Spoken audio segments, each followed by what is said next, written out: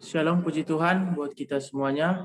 Puji syukur atas kebaikan Tuhan Yesus Kristus. Kita boleh ada hari ini, kita boleh mengadakan ibadah kita, youth service bagaimana biasanya, walaupun melalui ibadah virtual Zoom dan Facebook, tetapi tidak mengurangi semangat kita, sukacita kita untuk memuji memuliakan Tuhan. Kami ucapkan selamat join, selamat bergabung, selamat beribadah buat seluruh jemaat Tuhan yang hadir pada malam hari ini. Sebelum kita memulai ibadah kita bersatu dalam doa. Kembali kami Tuhan mengucap syukur atas segala kebaikan Tuhan yang boleh kami rasakan pada malam hari ini, di mana kami boleh ada Tuhan sampai saat ini untuk melakukan ibadah kami, sebagaimana yang kami lakukan setiap hari Sabtu, youth service Tuhan. Kiranya Tuhan hadir di tengah-tengah kami, Tuhan berkati para pelayan Tuhan, mulai dari WL, bahkan hamba-Mu yang akan menyampaikan firman-Mu, bahkan host dan co-host dalam jaringan virtual Zoom. Tuhan Yesus berkati jaringan yang kami pakai Tuhan. Hadirlah Engkau di tengah-tengah kami telah siap untuk memuji memuliakan nama Tuhan. Hanya di dalam nama Tuhan Yesus, haleluya, amin.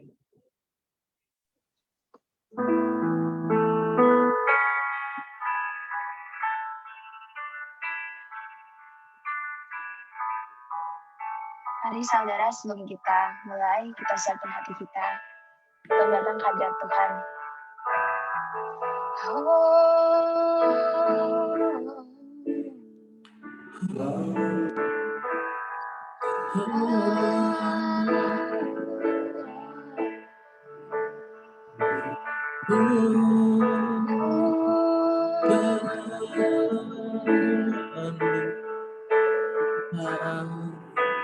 Haleluya.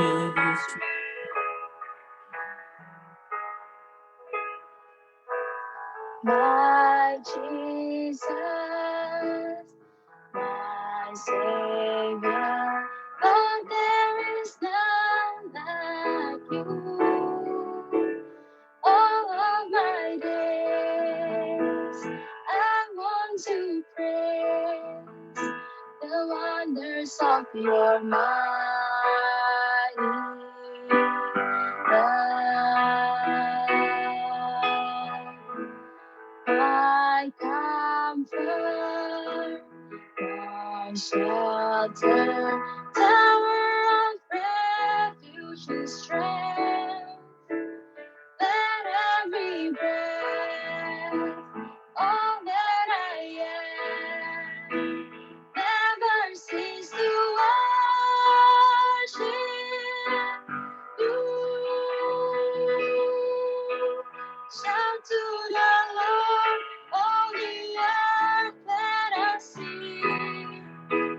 Power and majesty praise to the King.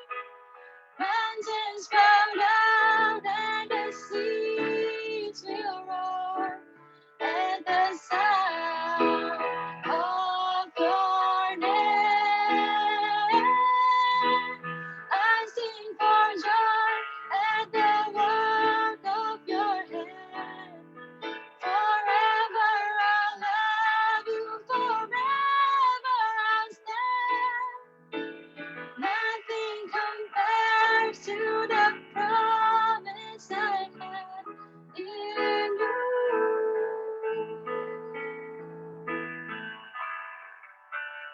Kita nyanyi di depan sekali lagi. Oh,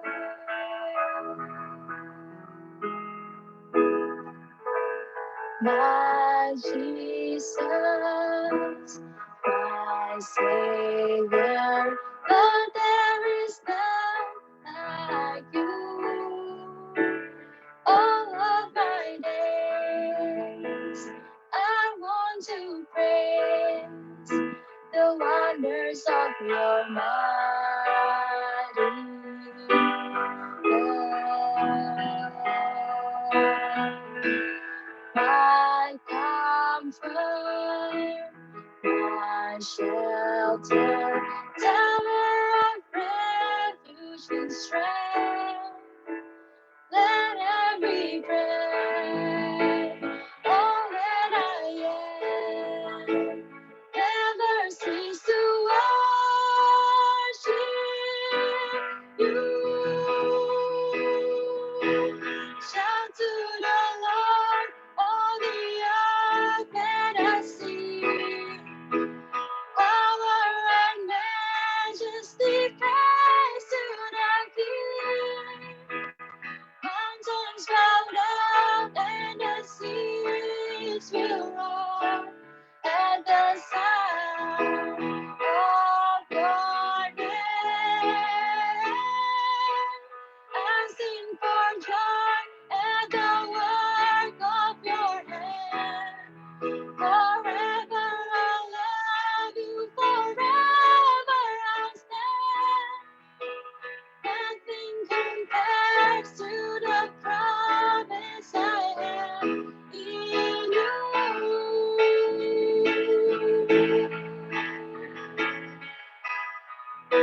Shout to the Lord, all the earth, let us sing. Power and majesty, praise to the King. Mountains bow down and the seas will roar at the sound of your name. I sing for joy at the work of your hand. Forever I love you, forever I'll stand. Nothing compares to the promise I have in you.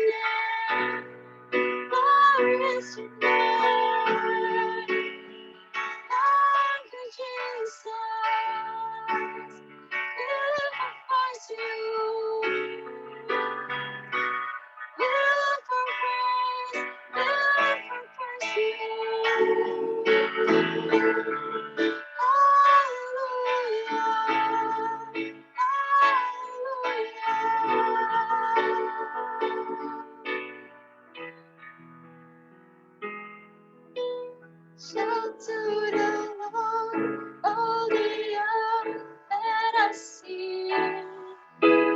Power and majesty, praise to the King. Mountains bow down and the seas will roar at the sound of your name. I sing for joy at the work of your hand. Forever I love you, forever I'll stand. Nothing compares to the promise I have in you. Shout to the Lord, all the earth, let us sing. Power and majesty, praise to the King. Mountains bow down and the seas will roar at the sound of your name. I sing for joy at the work of your hand. Forever I love you, forever I stand. Nothing compares to the promise I have in you. Nothing compares to the promise I have in you.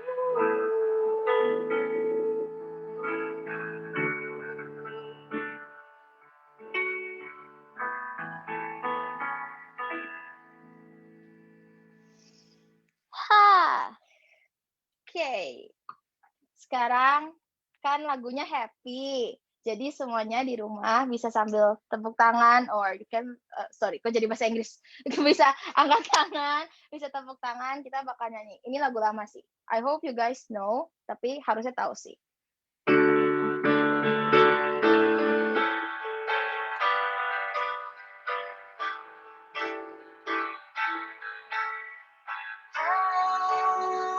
Hari ini ku rasa bahagia berkumpul bersama saudara seiman. Kau sahabatku dan saudaraku, tiada yang dapat memisahkan kita.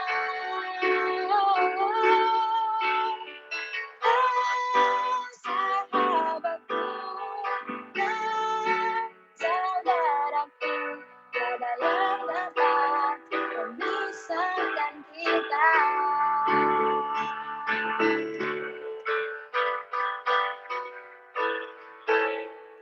Hari ini ku rasa bahagia berkumpul bersama saudara seiman.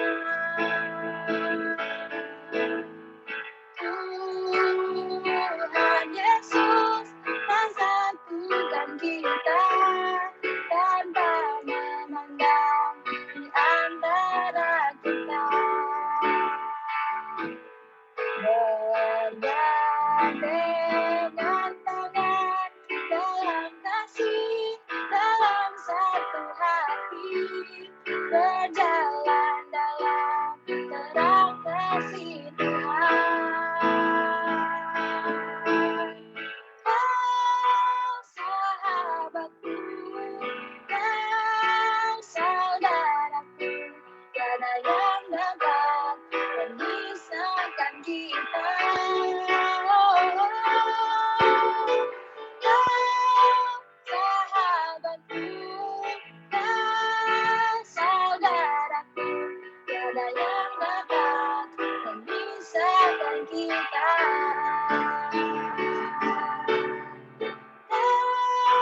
Sahabatku dan saudaraku, tiada yang dapat memisahkan kita.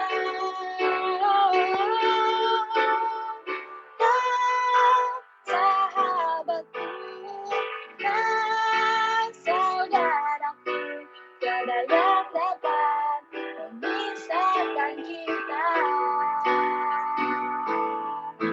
Tiada yang dapat memisahkan kita.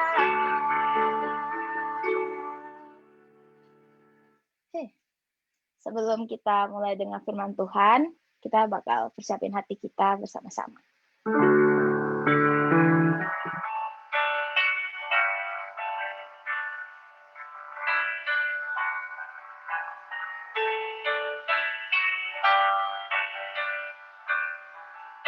Engkau ada bersamaku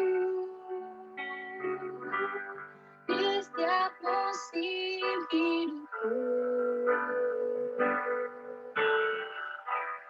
Tak pernah kau biarkan ku sendiri.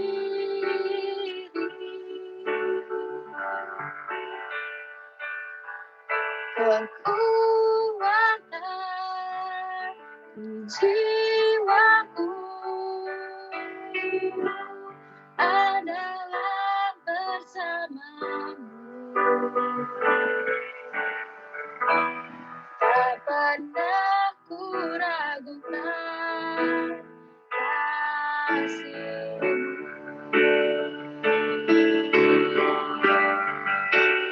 Bersamamu Bapa, ku lewati semua pertenanganmu yang teguhkan hatiku.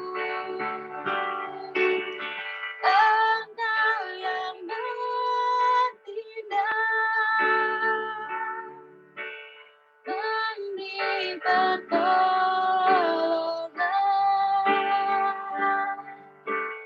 anugerah-Mu besar melimpah bagiku.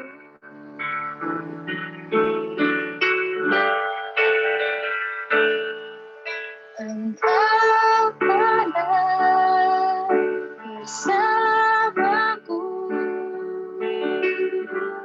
di setiap musim hidupku. Tak pernah Kau biarkan ku sendiri.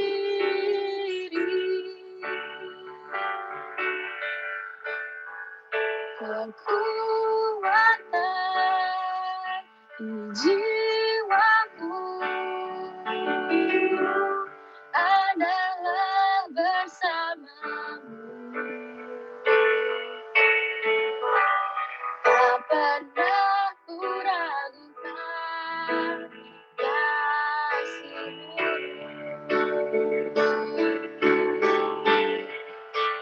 Bersamamu Bapa, ku lewati semua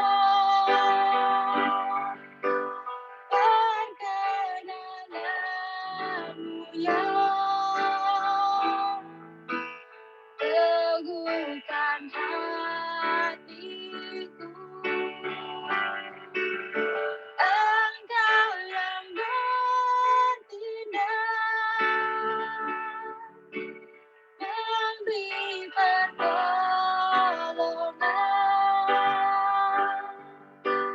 anugerah-Mu besar melimpah bagiku. Kita sekali lagi dengan sungguh-sungguh. Bersamamu Bapa,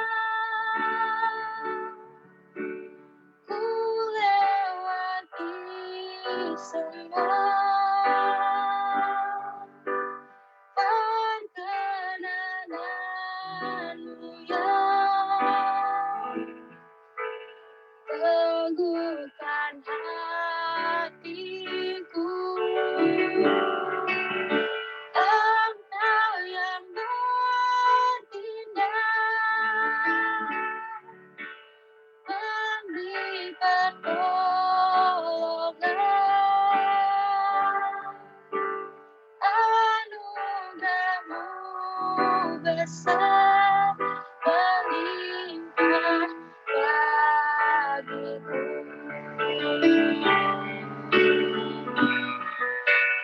Anugerah-Mu besar melimpah bagiku. Doa firman akan dipimpin oleh Saudari Charlie. Haleluya, kita bersatu dalam doa.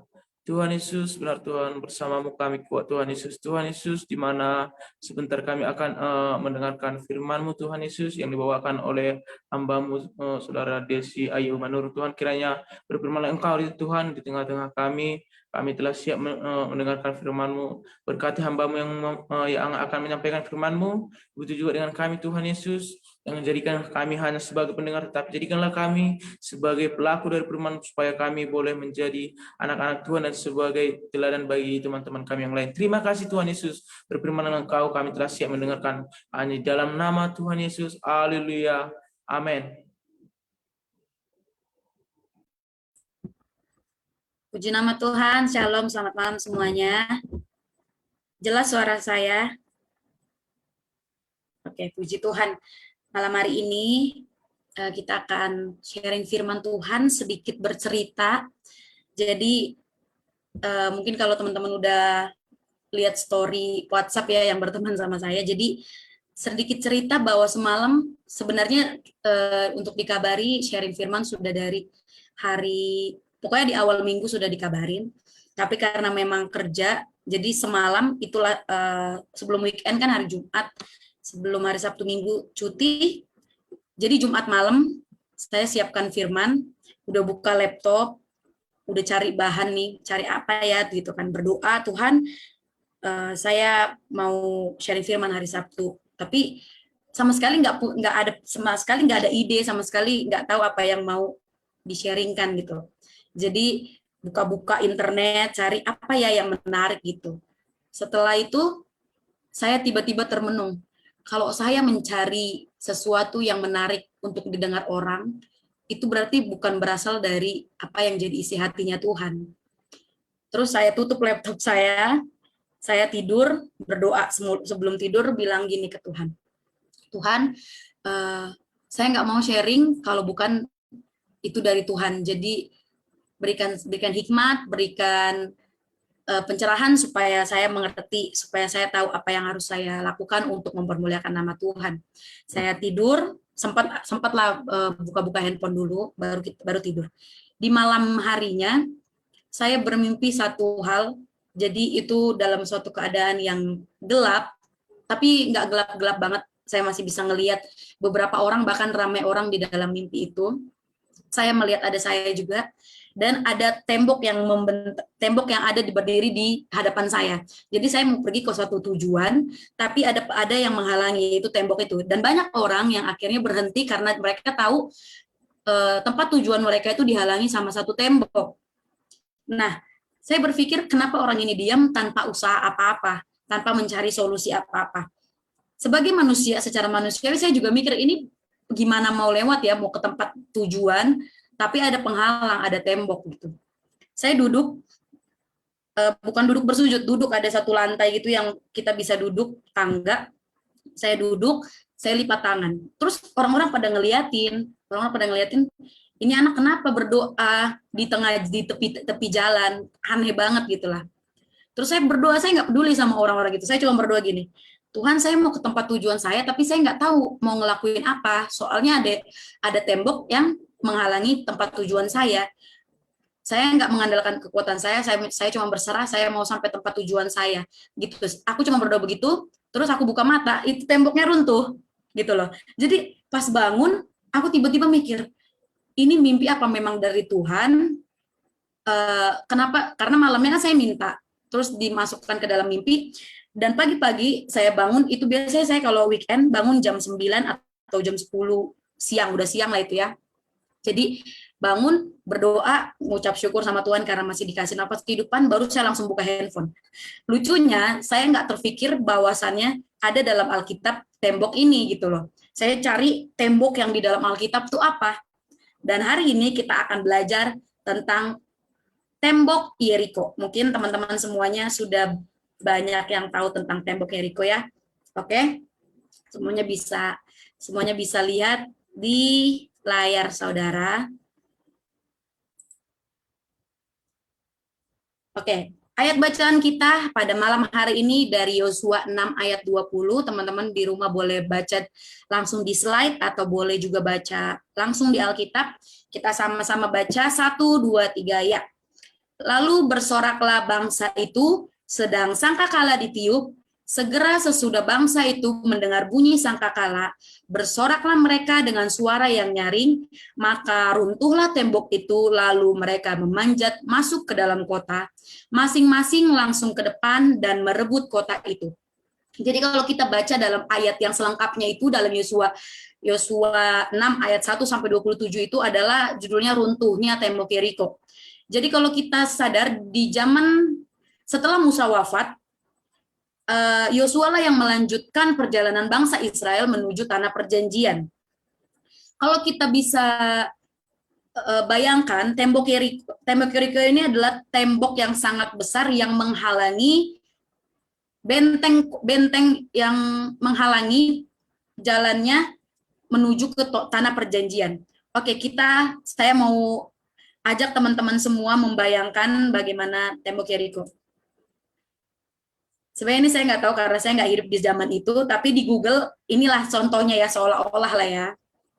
Oke, gambaran tembok Yeriko saya sudah mencatat di sini. Perlu diketahui, gambaran sekilas tentang Yeriko ini yang adalah merupakan kota benteng, luasnya sekitar 4 ha atau 40.000 meter persegi. Bayangin ya. Nah, pada tahun 1931 itu, ada seseorang bernama John Garstang, dia nemuin reruntuhan dari tembok Yeriko. Dan dari penemuan itu dikatakan bahwa tembok Yeriko itu terdiri dari 2 lapis tembok. Tembok luarnya tebalnya 6 kaki atau 1,8 meter. Nah, jarak antara tembok luar dan tembok dalam adalah 12 sampai 15 kaki atau 3,6 sampai 4,5 meter. Tembok di dalamnya tebalnya 12 kaki yang sama dengan 3,6 meter. Tinggi tembok adalah 30 kaki atau sama dengan 9 meter. Pernah ada orang-orang yang berpendapat bahwa tembok yang ditemukan oleh John Garstang itu bukanlah tembok Yeriko pada zaman Yosua, tapi tembok Yeriko sesudah zaman Yosua. Walaupun orang itu mikir kalau yang ditemukan si John ini itu bukan zamannya Yosua, karena zaman Yosua itu kan memang orang-orangnya sudah tidak ada dan tidak ada hasil yang membuktikan bahwasannya ini gambaran tentang tembok Yeriko. Tetapi Alkitab mencatat dalam Yosua 2 ayat 15 bahwa di atas tembok Yeriko bisa dibangun rumah dan di atas tembok Yeriko itu bisa kita buat berjejer 8 kereta kuda berdampingan. Dari data tersebut ya kita tahulah bahwa tembok Yeriko itu sangat tebal kalau kita bayangkan, oke? Nah, menurut manusia, benteng Yeriko tidak bisa dihancurkan. Bagaimana cara yang tepat untuk menembus tembok Yeriko yang tebal dan tertutup rapat itu dan meraih kemenangan? Kita akan membahas rahasia kemenangan Yosua. Oke. Kisah runtuhnya Yeriko menjadi salah satu kisah di Alkitab yang menakjubkan. Kenapa? Karena robohnya itu bukan karena dibom, pakai dinamit atau rudal, tetapi murni karena kuasa Tuhan sendiri. Hal ini sudah dikatakan sebagai janji Tuhan kepada Israel dalam Yosua 6 ayat kedua, ketahuilah, aku serahkan ke tanganmu Yeriko ini beserta rajanya dan pahlawan-pahlawannya yang gagah perkasa. Ayat di atas ini menunjukkan bahwa Tuhan memberi kepastian kemenangan kepada bangsa Israel. Tetapi tidak menutupi faktanya bahwa di tanah Kanaan yang akan Yosua perangi, ada raja-raja dan pahlawan-pahlawan yang gagah perkasa. Artinya begini, masalah yang dihadapi Yosua dan bangsa Israel bukanlah masalah ringan, tetapi dengan mengikuti apa yang dikatakan Tuhan, maka ia memberikan jaminan bahwa Yosua akan memperoleh kemenangan. Ini adalah gambaran urutan pasukan yang berkeliling untuk merobohkan tembok Yeriko. Itu yang pertama para prajurit, yang kedua 7 imam pembawa sangkakala atau shofar, ketiga para imam pembawa tabut perjanjian, dan yang keempat barisan penutup. Oke, apa yang menyebabkan tembok Yeriko runtuh? Banyak pengkhotbah yang mengajarkan bahwa hal itu terjadi karena Allah mengutus malaikat untuk meruntuhkannya. Ada ilmuwan juga yang menduga bahwa tembok Yeriko runtuh karena getaran suara atau resonansi sangkakala dan teriakan bangsa Israel. Nah, namun penelitian menunjukkan runtuhnya tembok Yeriko keluar, bukan ke dalam. Ada juga yang mengatakan bahwa tembok Yeriko runtuh karena gempa bumi. Karena katanya gempa bumi itu bukan hanya menimpa Yeriko, tapi juga kota-kota di sekitarnya. Dalam Yosua 6 ayat 5b dikatakan masing-masing langsung ke depan. Dan dalam Yosua 6 ayat 20b katakan, maka runtuhlah tembok itu. Ini menunjukkan bahwa tembok Yeriko runtuh total seluruhnya, kecuali rumah Rahab yang berada di atas tembok dan mereka selamat. Kita bisa buka dalam Yosua 6 ayat 17.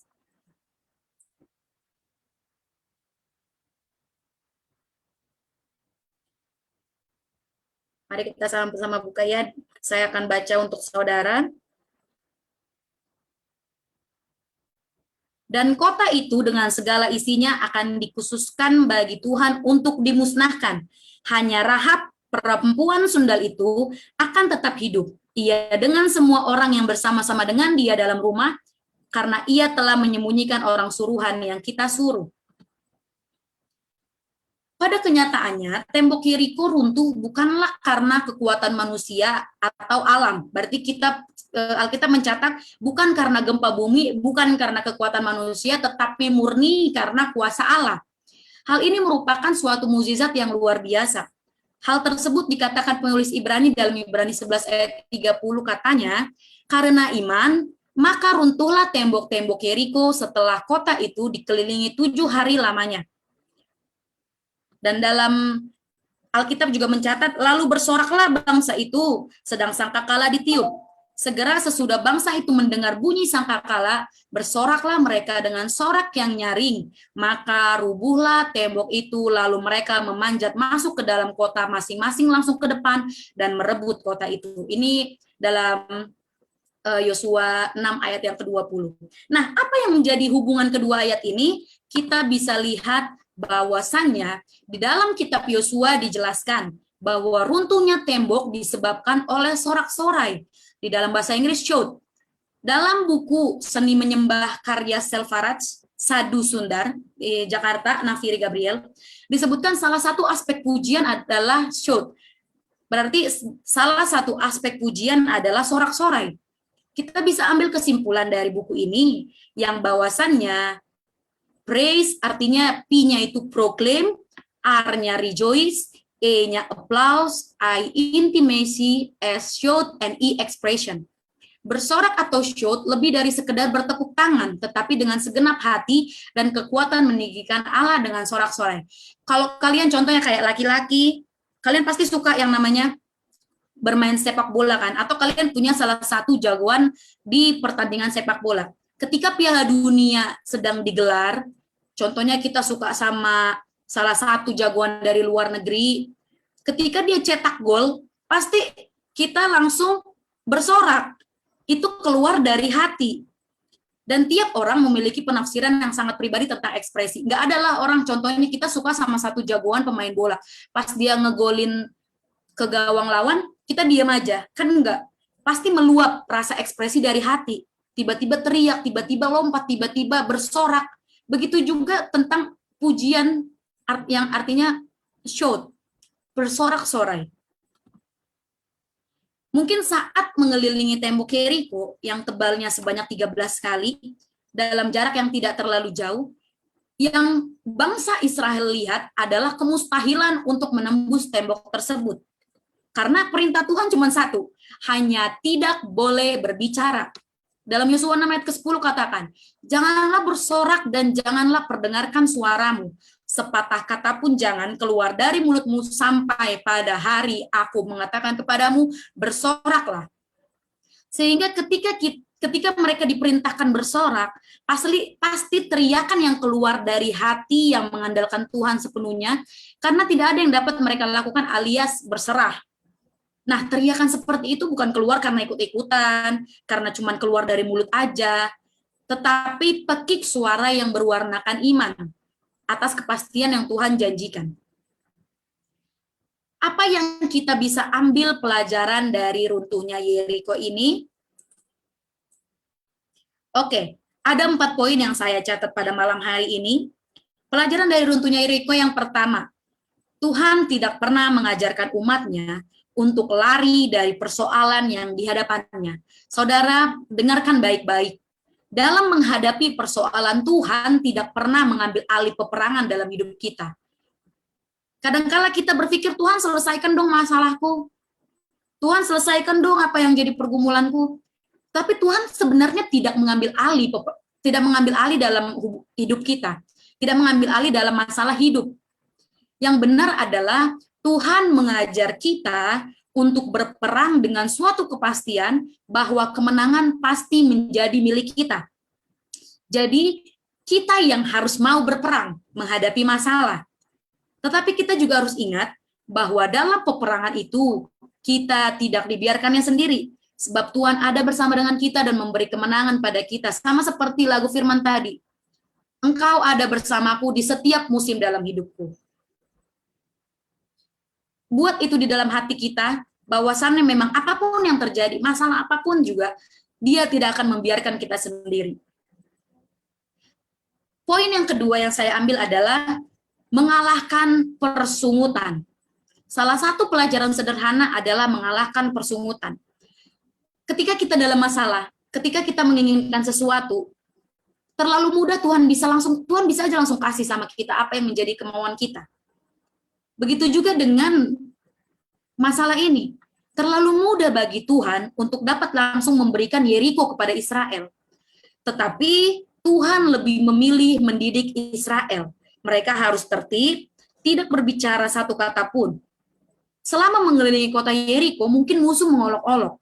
Sama seperti mimpi saya yang tadi malam. Ketika saya berdoa, orang pasti mikir saya aneh, saya bodoh. Karena saya berdoa, sesuatu hal yang tidak mungkin terjadi, itu tembok runtuh. Karena menghalangi perjalanan saya menuju tujuan saya. Selama mengelilingi kota Yeriko, musuhnya pasti mengolok-olok. Bahkan mencemooh mereka menganggap hal itu adalah perbuatan bodoh. Tapi orang Israel harus ingat perintah Tuhan, bahwa mereka harus menjaga sikap dan tidak boleh berkata sekata pun. Selain itu, saudara-saudara pernah nggak sih ngebayangin betapa bosannya, betapa bete-nya itu bangsa Israel ketika mereka disuruh keliling tembok itu dengan cara yang sama, jarak yang sama selama 6 hari. Bahkan dikatakan pada hari ke-7 disuruh juga berkeliling 7 kali. Berarti sekalipun hari Sabat yang adalah hari peristirahatan, mereka tetap mengelilingi kota tersebut. Itu bosan banget kan? Nah, aktivitas seperti itu sepertinya pekerjaan yang nggak berarti, nggak guna gitu loh kata dunia. Mereka hanya diminta untuk berkeliling tanpa melakukan apapun. Rupanya, mereka bukan hanya dibentuk untuk bersabar. Sabar mengerjakan walau sepertinya tidak ada peluang. Tetapi yang terutama, mereka harus meruntuhkan sungut-sungut atau manja mereka. Karena di padang gurun mereka selalu bersungut-sungut. Kalau saudara tahu cerita itu, waktu mereka di padang gurun, bangsa Israel, itu mereka bersungut-sungut sama Tuhan. Nah, Tuhan melalui tembok Yeriko ini, Tuhan mau mereka tidak bersungut-sungut. Yang ketiga, itu adalah bersorak sebelum menang. Yang ketiga ini penting, saudara bisa perhatikan. Karena biasanya, kita semualah, tidak ada terkecuali. Kita akan bersorak ketika kita meraih kemenangan. Melalui peristiwa runtuhnya Yeriko, kita diajarkan untuk bersorak sebelum menang. Aneh nggak sih? Ketika kita Tuhan didik untuk bersorak sebelum kita mendapatkan kemenangan. Tapi seketika kita teliti dulu. Ketika bunyi sangkakala ditiup panjang, maka mereka harus bersorak. Padahal saat itu tembok Yeriko masih berdiri tegak loh. Nah, Tuhan mengajarkan kepada kita untuk mengucap syukur terlebih dahulu kepada Tuhan sekalipun persoalan yang sedang kita hadapi belum selesai. Ayo, siapa di sini yang boleh melakukan itu? Ketika kita tahu persoalan kita belum selesai, tapi Tuhan suruh kita mengucap syukur sama Tuhan sekalipun persoalan yang sedang kita hadapi belum selesai. Mungkin jarang, bahkan justru rata-rata tidak pernah melakukan hal itu. Inilah prinsip yang harus ada di dalam kehidupan orang Kristen. Jika kita baru dapat bersyukur setelah kemenangan itu kita raih, apa bedanya dengan orang yang tidak mengenal Tuhan? Karena orang yang tidak mengenal Tuhan pun melakukan hal yang sama. Mereka akan bersyukur, mereka akan berterima kasih ketika mereka mendapat apa yang mereka inginkan. Tapi jelas di sini mengatakan bahwa Tuhan mau kita bersyukur sebelum, bahkan sekalipun masalah kita belum selesai. Jadi, metode peperangan yang digunakan oleh Tuhan sangat berbeda dengan apa yang digunakan oleh dunia. Dan yang terakhir, Tuhan mau melatih kita. Setelah tembok Yeriko runtuh, tindakan selanjutnya yang harus dilakukan oleh orang Israel adalah mereka harus maju dan merebut kota yang diruntuhkan itu. Jadi Tuhan tidak mengambil alih peperangan yang kita hadapi, tetapi Ia mengajarkan kita untuk berperang. Dan setelah itu, kita sendiri harus maju menghadapi dan memerangi musuh yang ada di hadapan kita. Melihat metode ini, kita dapat mengambil kesimpulan bahwa sebenarnya bukan kerja keraslah yang diposisikan di paling depan, melainkan ketaatan kepada Allah. Setelah tembok diruntuhkan, barulah kita bekerja keras untuk meraih kemenangan yang telah diberikan Tuhan Allah kepada kita. Oke, kesimpulannya adalah baik untuk mengikut Tuhan, baik memulai pekerjaan baru, ataupun mengklaim janjinya, semuanya butuh keberanian. Garis bawahi tulisan yang ada birunya, Tuhan tidak pernah bilang hidup akan jadi mudah ketika mengikut Dia. Namun, Dia berjanji untuk menyertai kita di dalam setiap musim dalam hidup ini. Terkadang kita berpikir bahwa cara Tuhan tidak masuk akal. Tetapi cara yang Tuhan pakai adalah untuk mendidik anak-anaknya menjadi dewasa di dalam pengenalan akan Tuhan. Cara Tuhan ini di luar akal pikiran manusia. Tapi manusianya juga hanya bisa taat dan melakukannya dengan berserah. Sama seperti bangsa Israel. Saat menghadapi tembok Yeriko, mereka tidak mempertanyakan Tuhan kenapa, ini mustahil atau segala macam. Mereka tidak bersungut-sungut. Mereka hanya melakukan apa yang memang Tuhan tugaskan. Mereka disuruh diam, mereka disuruh tutup mulut, mereka disuruh menjaga sikap mereka. Dan ketika sangkakala ditiup panjang, baru mereka bersorak. Nah, ini mengajarkan kita bahwasannya kalau kita dalam hidup, yang penting kita sudah berserah sama Tuhan, biarkan tembok-tembok yang ada menghalangi kita, tembok-tembok berbicara tentang masalah, pergumulan, situasi hidup yang sulit. Kita sudah tahu kita tidak mampu, kita sudah tahu kita tidak bisa melakukannya. Kita hanya perlu berserah. Nah, ketika kita berserah, kita jangan bilang, pokoknya udah kuserahin sama Tuhan, terserah Tuhan mau buat apa. Nggak boleh. Kita juga harus taat. Taat di sini mengatakan bahwasannya kita tunduk, ada penundukan diri di hadapan Tuhan. Dalam kehidupan, setiap orang mengalami pergumulan, mengalami masalah, bahkan tembok-tembok Yeriko yang menghalangi. Tapi yang Tuhan minta hanya taat, dan biarkan Tuhan bekerja sesuai waktunya untuk meruntuhkan setiap tembok-tembok kehidupan kita saat-saat ini. Adakah pada malam hari ini kita yang datang adalah orang-orang yang saat ini sedang bergumul, orang-orang yang saat ini memerlukan pertolongan Tuhan, atau bahkan mungkin saudara-saudara melihat tembok-tembok yang tidak mungkin runtuh di hidup saudara. Entah itu keluarga saudara, entah itu tentang apapun itu yang terjadi. Adakah kita sudah berserah? Adakah kita sudah taat? Adakah kita sudah melakukan bagian kita untuk diam dan mengizinkan Tuhan bekerja atas semuanya? Atau mungkin ketika tembok-tembok itu menghalangi saudara, saudara hanya mencari jalan keluar dan tidak mengandalkan Tuhan. Jangan saudara, jangan pernah bersungut-sungut dengan keadaanmu saat ini. Apapun yang Anda alami, saya pun orang yang bergumul, saya pun orang yang memiliki banyak masalah. Tetapi satu yang saya pegang bahwasannya Tuhan selalu ada di setiap musim dalam hidup saya. Ketika saya mengetik ayat di atas ini yang warna biru, Tuhan tidak pernah bilang hidup akan jadi mudah ketika mengikut Dia, namun Dia berjanji untuk menyertai kita dalam setiap musim dalam hidup ini. Saya merinding, bahkan saya bilang ke Tuhan, saya mengikut Tuhan, memang hidup saya bukan jadi lebih baik. Tidak mudah, sulit, bahkan terlalu banyak ujian yang saya hadapi. Tapi yang Tuhan janjikan adalah Tuhan akan berikan kemenangan itu bagi saya. Dalam setiap aspek kehidupan saya pun saya percaya Tuhan sudah memberikan masa depan yang baik, Tuhan sudah memberikan janjinya bahwa saya akan menang menghadapinya. Jadi saya cuma berprinsip bahwasannya Tuhan tidak akan meninggalkan saya dalam setiap musim dalam hidup ini. Kalau saya menganggap seperti itu, begitu juga Tuhan dengan saudara. Tuhan juga sudah berjanji akan memberikan kemenangan pada saudara, asal saudara tidak bersungut-sungut, asal saudara tidak menghindari setiap masalah yang Anda hadapi, tetapi berserah untuk dibentuk oleh Allah. Menjadi serupa, menjadi apa yang menjadi Tuhan inginkan. Ketika kita memberikan hidup kita untuk Tuhan, maka Tuhan akan memberikan apa yang menjadi keinginan hatimu, apa yang menjadi kerinduanmu, apa yang menjadi kebutuhanmu, itu Tuhan pasti berikan, tetapi sesuai waktunya Tuhan. Amin. Puji nama Tuhan, firman ini tidak saya panjangkan, biarlah firman ini menjadi kekuatan bagi setiap kita yang mendengar, dan memberkati semuanya. Tuhan Yesus memberkati.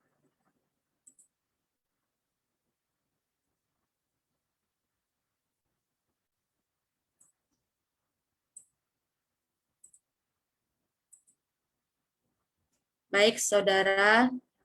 Kita akan berdoa.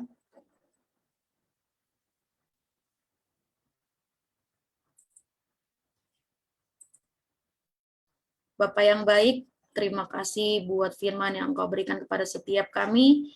Biarlah firman ini menjadi kekuatan bagi kami, Tuhan, untuk meruntuhkan setiap tembok-tembok penghalang kami untuk mencapai tujuan kami. Temani kami, Tuhan, pegang tangan kami untuk melalui semua musim dalam hidup kami, dan kami percaya bahwa Tuhan tidak pernah meninggalkan kami dalam setiap musim dalam hidup kami. Tuhan bersama dengan kami. Bapak yang baik, saya berdoa bagi teman-teman yang hadir pada malam hari ini, apapun yang menjadi masalah mereka, apapun yang menjadi pergumulan mereka, biarlah tangan Tuhan sendiri memberkati setiap mereka, memberikan mereka kekuatan, memberikan mereka sukacita untuk dapat menghadapi permasalahan dalam kehidupannya. Dan biarlah mereka percaya bahwasannya Tuhan telah memberikan kepastian, bahwasannya mereka akan menerima kemenangan yang daripada Tuhan. Ajari mereka untuk tidak bersungut-sungut, ajari mereka untuk berserah kepada Tuhan dan taat kepada Tuhan. Inilah doa kami dan ucapan syukur kami Tuhan pada malam hari ini. Hanya dalam nama Yesus kami berdoa dan mengucap syukur. Haleluya. Amin.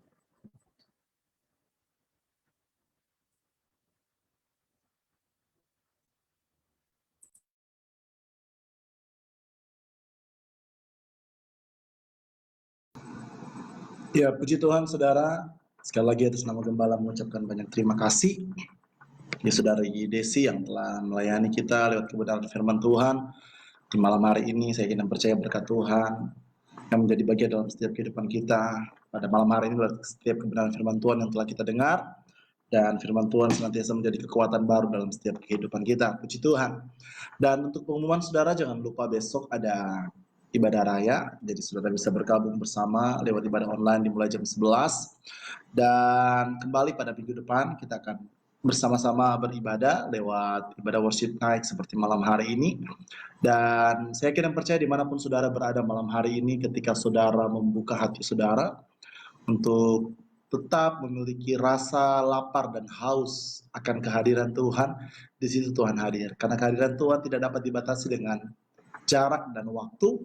Jadi sekalipun saudara ada di rumah, namun saudara memberikan sikap hati yang benar, yang betul-betul lapar dan haus akan kehadiran Tuhan, di situ Tuhan hadir dan menjamah dan memberkati setiap kehidupan kita. Puji Tuhan. Mungkin itu saja saudara untuk pengumuman, dan kita akan akhiri ibadah kita pada malam hari dengan doa. Mari kita tundukkan kepala kita berdoa. Kami bersyukur, berterima kasih buat segala kebaikan-Mu dalam kehidupan kami ya Tuhan. Malam hari ini kami belum merasakan hadirat Tuhan nyata di tengah-tengah ibadah kami. Bahkan kami percaya tidak ada satupun yang luput dari berkat Tuhan. Kami semua diberkati oleh Tuhan. Kami boleh menikmati hadirat Tuhan lewat pujian penyembahan. Kami boleh menikmati berkat Tuhan lewat setiap kebenaran firman-Mu. Dan kami yakin dan percaya Tuhan, malam hari ini menjadi malam kemenangan bagi kami semua. Yang sakit disembuhkan, yang susah dihiburkan, yang beban berat diberikan kelegaan di dalam nama Yesus. Sehingga kami boleh melihat kuasa dan mujizat Tuhan terus menjadi bagian dalam hidup kami, dan di dalamnya nama Tuhan dipermuliakan.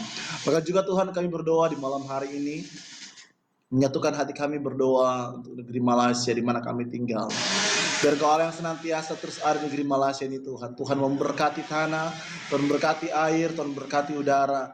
Bahkan berkati setiap pemerintah-pemerintah yang Tuhan percayakan untuk memerintah bangsa dan negara Malaysia ini Tuhan. Biarlah hikmat Allah, kekuatan daripada Tuhan jadi bagian dalam hidup mereka, sehingga mereka boleh memimpin bangsa dan negara Malaysia ini sesuai dan seturut kehendak-Mu.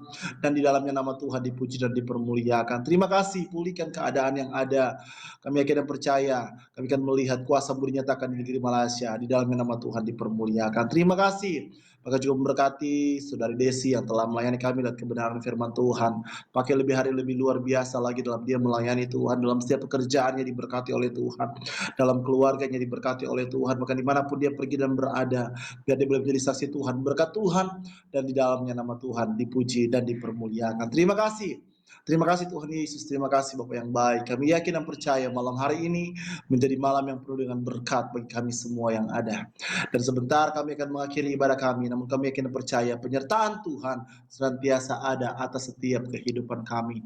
Dan akhirnya saudara-saudaraku dimanapun kau berada, mari engkau angkat tanganmu dan kita terima berkat Tuhan. Tuhan memberkati engkau dan melindungi engkau. Tuhan menyinari engkau dengan wajah-Nya dan memberi engkau kasih karunia.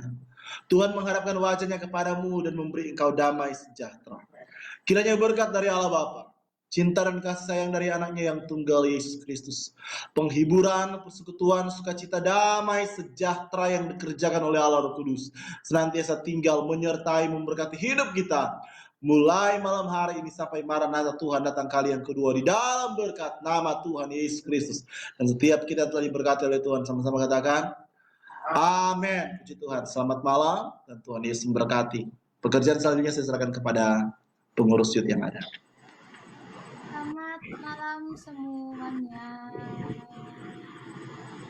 Jadi hari ini kita nggak ada games dulu, cuman ada pengumuman buat games minggu depan. Karena kita mau main tebak lagu, jadi diharapkan seminggu ini dengar lagu banyak-banyak ya, biar bisa nebak lagunya apa. Dan kita hari ini bakal ada door prize disponsori oleh Bapak Gembala dan Ibu Gembala. Hadiahnya pulsa untuk 2 orang. Jadi udah ada namanya di sini, kelihatan nggak sih? Namanya aku bakal putar 2 kali. Terus kalau misal aku panggil nggak ada yang jawab, berarti angus. Yang pertama. Kelihatan? Oke.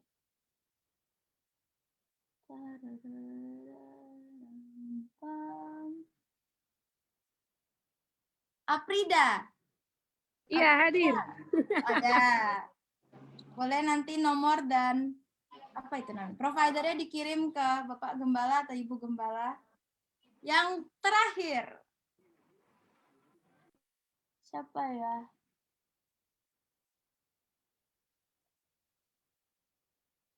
Oh. Iska. Oke. Sudah segitu saja. Jangan lupa dengar lagu banyak-banyak ya, teman-teman, saudara-saudara semua. Kita ketemu lagi minggu depan.